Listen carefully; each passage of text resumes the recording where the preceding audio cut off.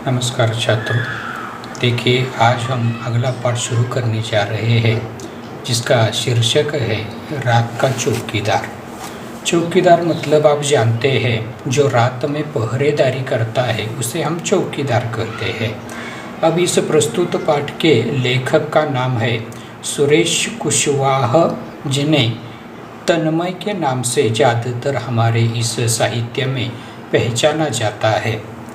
यानी कि जिन्होंने तन्मय के नाम से साहित्य में ढेर सारा लेखन कार्य किया है। देखिए, चलो गद्य संबंधी जानकारी देखते हैं।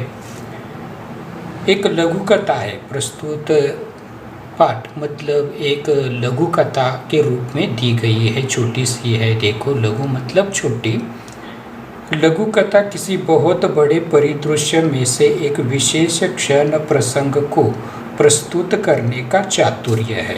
यानी कि लघु कथा की विशेषता यहाँ पर तन्मय जी ने बता दी है कि लघु कथा यानी कि क्या है। तो छोटे से शब्दों में या छोटे यानी कि संदर्भ के अनुसार एक ढेर सारा मतलब यानी कि प्रकट जहाँ पर किया जाता है, छोटे छोटे प्रसंगों के द्वारा कुछ सीख दी जाती है, उसे हम लघु कथा कह सकते हैं।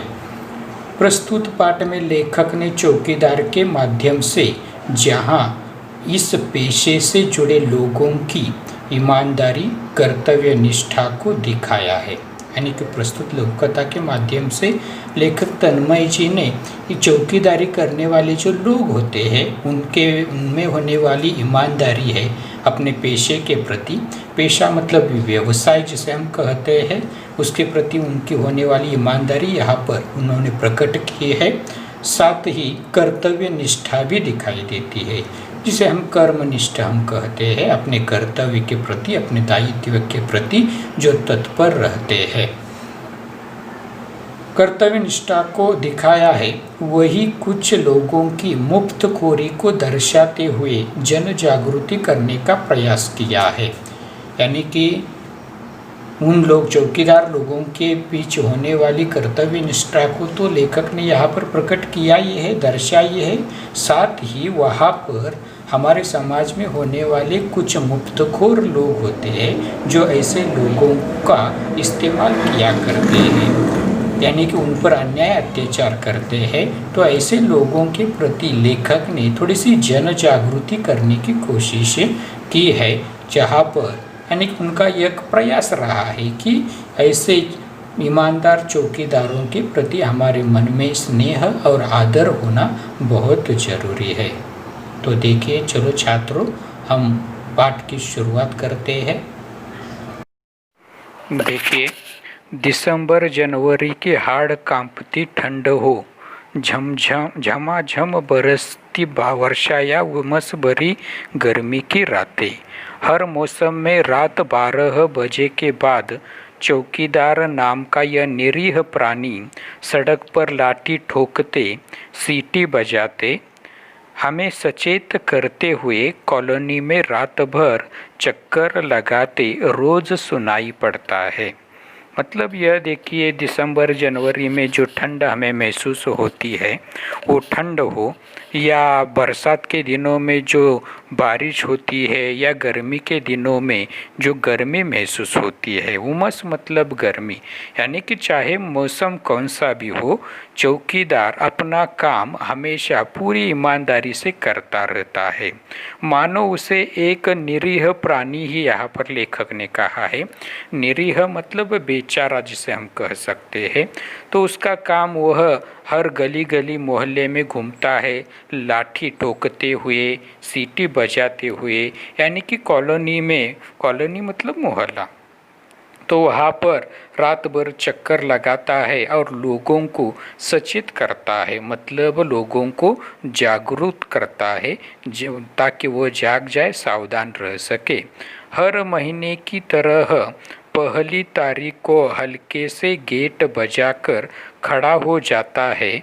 साहब जी, पैसे कितने पैसे, वह उससे पूछता है। यानी कि जब महीना पूरा हो जाता है तो उसके बाद वह हर घर के सामने जाकर उस महीने में कुछ न कुछ रुपए वह चाहता है, इसलिए वह कहता है साहब जी थोड़ा सा पैसा दे दो। लेकिन कुछ लोग उसकी बातों की ओर ध्यान ही नहीं देते हैं। अब आगे देखिए क्या है। साहब जी 1 रुपया रोज के हिसाब से महीने के 30 रुपये, आपको तो मालूम ही है। अच्छा एक बात बताओ बहादुर, महीने में तुम्हें कितने घरों से पैसे मिल जाते हैं? उसी प्रकार लेखक के घर के सामने आकर या लेखक के पास आकर उसने कहा कि महीने के 1 रुपया रोज, इस हिसाब से महीने के 30 रुपये होते हैं और वह मैं ले लेता हूँ। तो लेखक ने उसकी थोड़ी सी पूछताछ की, उसका नाम ही बहादुर है। उसे कहा कि अच्छा एक बात बताओ बहादुर, महीने में तुम्हें कितने घरों से पैसे मिल जाते हैं? साहब जी यह पक्का नहीं है, कभी 60 घर से, कभी 50 से, तीज त्योहार पर बाकी घरों से भी कभी कुछ मिल जाता है। इतने में ठीक ठाक गुजारा हो जाता है हमारा। यानी कि उसने कहा कि ऐसा निश्चित नहीं कहा जा सकता, कभी कभार 60 घर से, कभी कभार 50 घर से पैसे मिल जाते हैं। लेकिन जब तीज त्यौहार हो, तीज त्यौहार मतलब जो हमारे त्यौहार मनाए जाते हैं, दीपावली का त्यौहार हो, होली का त्यौहार हो या गणेश उत्सव जैसा त्यौहार हो, ऐसे ढेर सारे त्यौहार हमारे संस्कृति में मनाए जाते हैं। तो उन त्योहारों पर कुछ बाकी घरों से भी यानी कि उसे कुछ रुपए मिल जाते हैं और उनमें जो कुछ उसे मिल जाता है उसमें उसका गुजारा हो जाता है। गुजारा मतलब परवरिश जिसे हम कह सकते हैं, पालन पोषण भी जिसे हम कह सकते हैं, तो उस पर उसका गुजारा हो सकता है। पर कॉलोनी में तो 100-125 से अधिक घर है, फिर इतने कम क्यों? लेखक के मन में सवाल उत्पन्न हुआ, अरे कॉलोनी में तो ढेर सारे घर है, 100-125 के आसपास घर है कॉलोनी में, और तुम्हें तो इतने कम घरों में से रुपए क्यों मिलते हैं? तो फिर तुम उनके घर के सामने सीटी बजाकर चौकसी रखते हो कि नहीं? उसने पूछा। यानी कि लेखक ने कहा, इसका मतलब क्या दूसरे जिन घरों से तुम्हें रुपए नहीं मिलते उन घरों की रखवाली तुम नहीं करते, उनके घर के सामने सीटी बजाकर उनकी चौकसी नहीं रखते? चौकसी मतलब वहाँ पे की सावधानी से हम कह सकते हैं, उसकी पहरेदारी हम कह सकते हैं। हाँ साहब जी, चौकसी रखना तो मेरी जिम्मेदारी है, मैं केवल पैसे के लिए ही काम नहीं करता, फिर उनकी चौकसी रखना तो और ज़रूरी हो जाता है। यानी कि बहादुर ने कहा, हाँ ये तो है ही, चौकसी रखना मेरी जिम्मेदारी है, यानी कि यह मेरा काम ही है और केवल पैसे के लिए ही मैं काम नहीं करता, फिर जिनकी चौकसी रखना तो और ज़रूरी होता है ऐसे लोगों की जो मुझे रुपए नहीं देते। अब क्यों ऐसा होता है देखिए, भगवान नहीं करे यदि उनके घर चोरी वोरी की घटना हो जाए तो पुलिस तो फिर भी हमसे पूछेगी ना, और वे भी हम पर झूठा आरोप लगा सकते हैं कि पैसे नहीं देते इसलिए चौकीदार ने ही चोरी करवा दी। ऐसा पहले मेरे साथ हो चुका है साहब जी।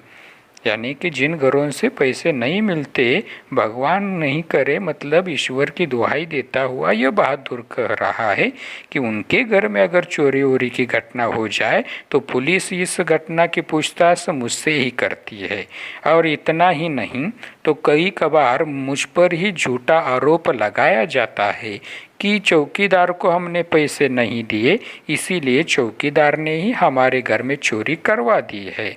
और ऐसी घटनाएं पहले भी मेरे जीवन में कई ऐसी घटनाएं घटित हो चुकी है। इस प्रकार उसने जवाब दिया। अच्छा ये बताओ, रात में अकेले घूमते तुम्हें डर नहीं लगता? डर क्यों नहीं लगता साहब जी? दुनिया में जितने जिंदे जीव है सबको किसी न किसी से डर लगता है। यानी कि लेखक ने बहादुर से पूछा, अरे इतनी रात गए अकेले घूमते हो, पहरा देते हो, क्या तुम्हें डर नहीं लगता? बहादुर ने बताया, डर क्यों नहीं लगता? दुनिया के हर जिंदे जीव को डर लगता है। बड़े आदमी को डर लगता है तो फिर हम तो बहुत छोटे आदमी हैं। कई बार नशे पत्ते वाले और गुंडे बदमाशों से मारपीट भी हो जाती है। यानी कि बड़े आदमियों को डर लगता है, तो हम तो मामूली से है, छोटे आदमी हैं, गरीब आदमी हैं। और कई बार नशे पत्ते वाले गुंडे बदमाश जो होते हैं, जो रात में इधर उधर भटकते रहते हैं, नशा करते रहते हैं, पत्ते खेलते रहते हैं, ऐसे बदमाशों से, गुंडों से कभी कभार इस बहादुर को मुठभेड़ करनी पड़ती है, मतलब मारपीट भी हो जाती है। कभी कभार इस बहादुर को यानी कि उनका भी सामना करना पड़ता है। शरीफ दिखने वाले लोगों से झिड़कियाँ, धुतकार और ध्वंस मिलना तो रोज की बात है। अच्छा बहादुर, सोते कब हो तुम? वह फिर प्रश्न करता है। यानी कि शरीफ जो लोग होते हैं वो मारते पीटते नहीं, लेकिन उनकी नज़रों में एक प्रकार की झिड़कियाँ होती है, एक प्रकार का धुतकार और ध्वंस होता है। यानी कि वे नज़रों से ही हमें धमकी दिया करते हैं या हमें धमकाने की कोशिश किया करते हैं, हमसे दुर्व्यवहार करते रहते हैं। लेखक ने आगे पूछा है, ठीक है अच्छा बहादुर, सोते कब हो तुम? वह प्रश्न लेखक ने प्रश्न किया है। साहब जी, रोज़ सुबह 8-9 बजे एक बार कॉलोनी में चक्कर लगाकर तसल्ली कर लेता हूँ कि सब कुछ ठीक है ना। फिर कल की नींद पूरी करने और आज रात में फिर जागने के लिए आराम से अपनी नींद पूरी करता हूँ। यानी कि बहादुर ने कहा कि सबसे पहले सुबह 8-9 बजे उठकर मैं कॉलोनी में एक चक्कर लगाता हूँ और तसल्ली कर लेता हूँ। यानी कि तसल्ली करना मतलब समाधान करना, यानी कि वो कॉलोनी में घूम कर देखता है कहीं कोई उलझन नहीं, कोई समस्या नहीं, कहीं कोई रात में चोरी की घटना तो घटित नहीं हुई है।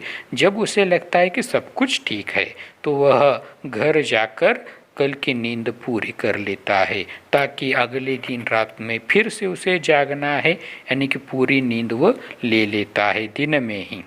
अच्छा साहब जी, अब आप पैसे दे दें तो मैं अगले घर जाऊं? बहादुर ने कहा, ठीक है साहब जी, आप अगर पैसे दे देंगे तो मैं अगले घर जा सकता हूं। अरे भाई, अभी तुमने ही कहा कि जो पैसे नहीं देते उनका ध्यान तुम्हें ज़्यादा रखना पड़ता है, तो अब से मेरे घर की चौकसी भी तुम्हें बिना पैसों की करनी होगी, समझे? लेखक ने कहा, अरे अभी तो तुमने कहा कि जो तुम्हें पैसे नहीं देते ऐसे लोगों का तो तुम्हें अधिक ध्यान रखना पड़ता है, अधिक ख्याल रखना पड़ता है, उनकी पहरेदारी बड़ी जिम्मेदारी से करनी पड़ती है। तो तुम्हें आज से बिना पैसे ही हमारे घर की भी यह रखवाली करनी पड़ेगी। जैसे आपकी इच्छा साहब जी।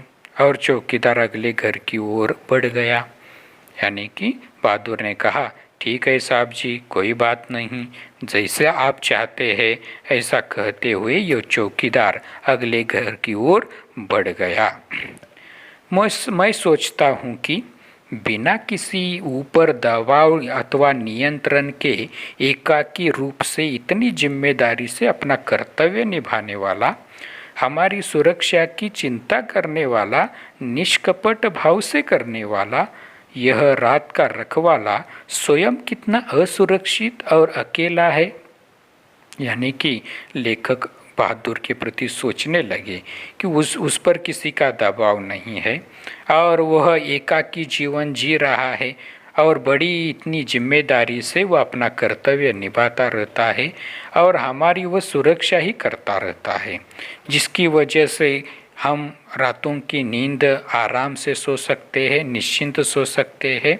तो ऐसा यह निष्कपट भाव जिसके मन में है, किसी प्रकार का कपट मन में न रखते हुए निरीह भाव से वह हमारी रखवाली करता रहता है, लेकिन वह खुद कितना असुरक्षित है, वह खुद कितना अकेला है, ये ढेर सारे विचार अब लेखक के मन में उमड़ रहे हैं।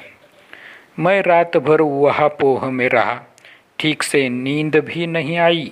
सवेरे उठने तक मैं निर्णय ले चुका था। मैंने चौकीदार को बुलाया। उससे कहा, मेरे घर की चौकसी करने का तुम्हें पूरा मेहनताना मिलेगा। चौकीदार ने सलाम किया और चला गया। मैंने चैन की सांस ली और उसके प्रति श्रद्धा बढ़ गई। यानी कि लेखक रात भर सो न सके। ऊहापोह मतलब उधेड़ बुन में रहे, मतलब सोचते रहे, और उस सोच की वजह से उन्हें नींद नहीं आई। वे ठीक तरह से सो न सके क्योंकि उन्होंने जो किया वह गलत किया। मानो उनका मन लेखक को ही धिक्कारने लगा, क्योंकि ऐसा चौकीदार जो हमारी घर की पहरेदारी करता है उसको हमें मेहनताना उसका देना चाहिए। निष्कपट भाव से वह हमारी पहरेदारी करता रहता है, जिसकी वजह से हम सुरक्षित है। तो उसके सवेरे उठते ही लेखक ने उस बहादुर को बुला लिया और कहा कि तुम्हें पूरा मेहनताना मिलेगा। हमारे घर की चौकसी करने का तुम्हें पूरा मेहनताना मिलेगा। मेहनताना मतलब जो कुछ तुम्हारे माह के रुपए होते हो सारे हर माह मिल जाएंगे। जैसे ही लेखक ने कहा, चौकीदार ने लेखक से सलाम किया और ये तब लेखक चैन की सांस ले सके। चैन की सांस लेना मतलब आश्वस्त होना, जिसे हम कह सकते हैं। यानी कि रात भर लेखक बेचैन थे, परेशान थे उनके इस व्यवहार की वजह से। अब उन्होंने उस बहादुर को पूरा मेहनताना दिया और चैन की सांस ली। इतना ही नहीं, उस बहादुर के प्रति लेखक के मन में श्रद्धा का स्थान निर्माण हुआ। यानी कि लेखक के मन में एक श्रद्धा बढ़ गई। तो ठीक है छात्रों, धन्यवाद, शुक्रिया।